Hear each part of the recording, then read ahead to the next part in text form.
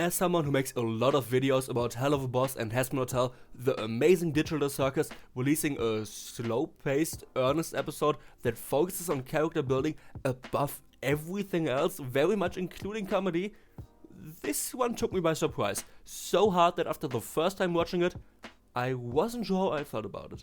I rewatched it by now, gave myself a bit of time to think about it, and I am now at the point where I have to say, it's a great episode that doesn't even try to fulfill any of our expectations for the show. The further ADC goes on, the less we seem to actually have a main character. In the pilot, we got introduced to the circus together with Pomni, 80% of the episode being focused on her. Then we got a real group adventure, but Pomni got separated, so still largely about her. Third episode has two main characters, Pomni but mostly Kinga, and now she's just part of the group. She has scenes that solely focus on her, yes, but so do Agatha, Jax and the others. Our only real main character this time around is Gangle. I quite like this approach. It gets us away from this self-insert, let's get to know the world together with our protagonist type of deal that we've seen hundreds of times. And while we still have to explore an important part of the world, a lot of the locations we get to see are pretty irrelevant.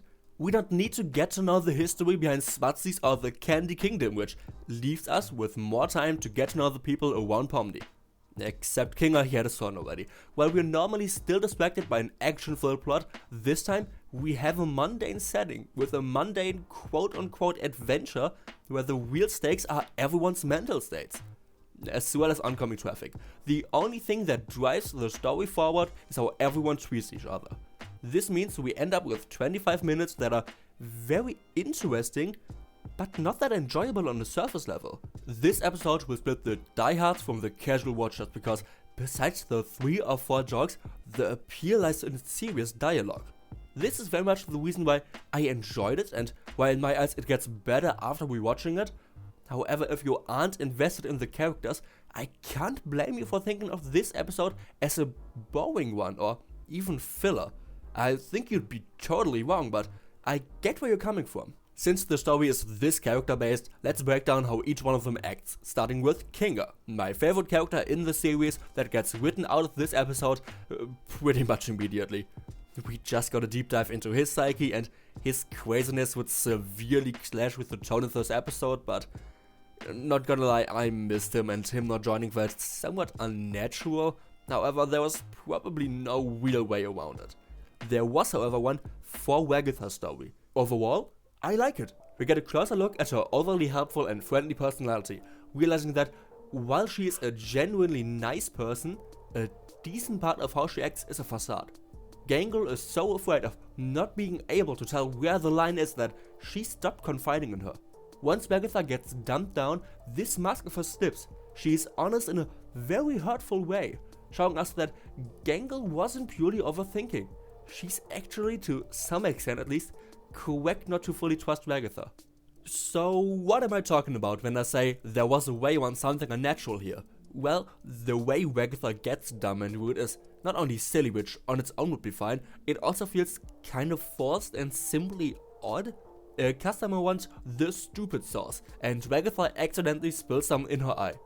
Yes, it's a wacky world that has different things than ours does, but Smutsies is a fast food chain selling rather conventional food otherwise. Yes, what it exactly is weird. Besides normal burgers, there are comically tall ones or just pickles, all for seemingly random prices, but at the end of the day, they are just food you pay for with money. Kane may not understand what humans normally eat, so the burgers have weird sizes or they are just burger ingredients by themselves for nonsensical amounts of money, yet that's it. A sauce that makes you stupid does not fit into that.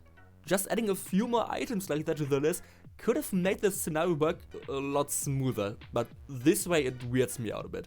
Luckily Zubul is here to help Agatha. The way they affect the story is really nice. I enjoyed the dialogue in the beginning, them being shocked that Kane thought they would enjoy the previous horror adventure is a moment I absolutely love, with me being entirely unable to explain why, and how caring they act towards both Gangle as well as Agatha is very sweet. Most of the important moments are either before the story starts or after it ends though.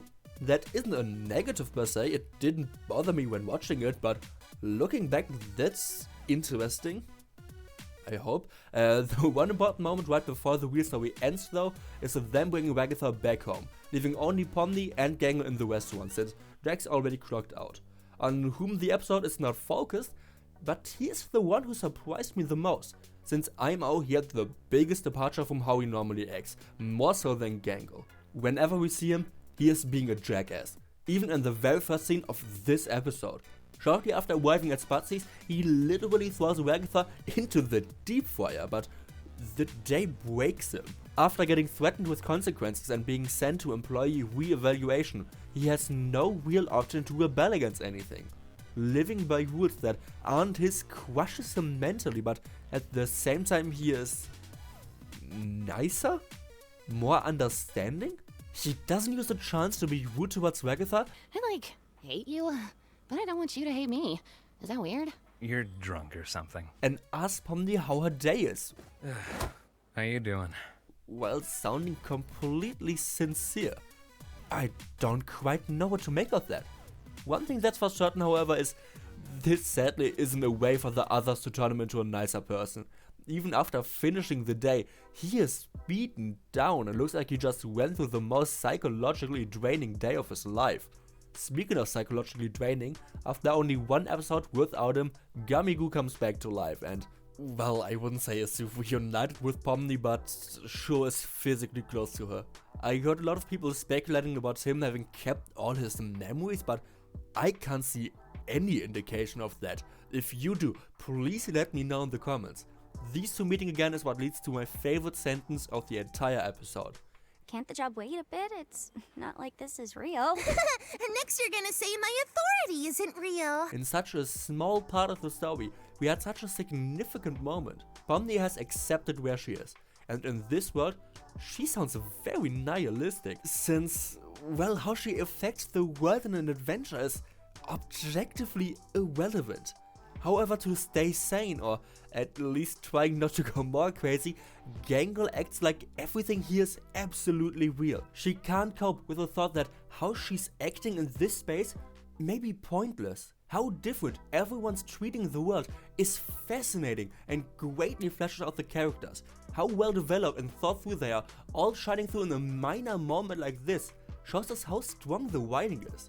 Pomni is, however, not entirely willing to do whatever she wants around the NPCs. While she accepts that the adventures she goes on are pointless, she still had formed a real connection to Gummy-Goo and does not want to make him feel uncomfortable. Okay, it's time to talk about who I think is the most important character of the story.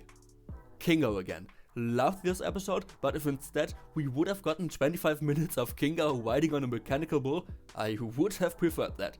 Going over the second most important character though, we get Gangle. She is her own worst enemy. This time, it's not only her comedy mask that cracks, it's mostly her. Over the course of the episode, we learn how Gangle gave up on her dreams of being an artist, instead getting a soulless but more stable job. While this should normally at least take away some pressure that's on her, she puts more and more onto herself, until she is the one who becomes unstable. The worst moment for her is definitely Wagatha's brutal honesty though. No offense, but you're kind of annoying when you have your happy mask. While this isn't Wagatha saying she dislikes Gangle when she's happy. After all, Gangle here isn't happy, instead likely being bipolar and after a depressed phase, now going through a manic one. She literally says this part herself. It's called a manic episode, and you're getting 3 more seasons. Anyway. Wagatha is still a person Gangle says she loves in this very episode, telling her to her faces stacked on top of each other that she prefers Gangle when she's depressed. In the end, Gangle is so close to completely breaking down after already partially breaking down earlier, that it might be possible that she was very close to abstracting. I would have actually really liked it if we got some sign of her starting to abstract until Pomni unknowingly saves her by snapping her out of it, just to drive home how defeated she feels in this moment and giving us an even greater contrast to her freeing herself from this pressure she puts onto herself after finally allowing herself to leave. What an episode. The least panic attack filled one manages to invoke existential dread the most, in a way only Don't Hug Me I'm Scared is normally able to do. Did you like this episode, and even if you did you enjoy it? I'd love to know. And on your way down to the comments, please leave a like and maybe even a sub.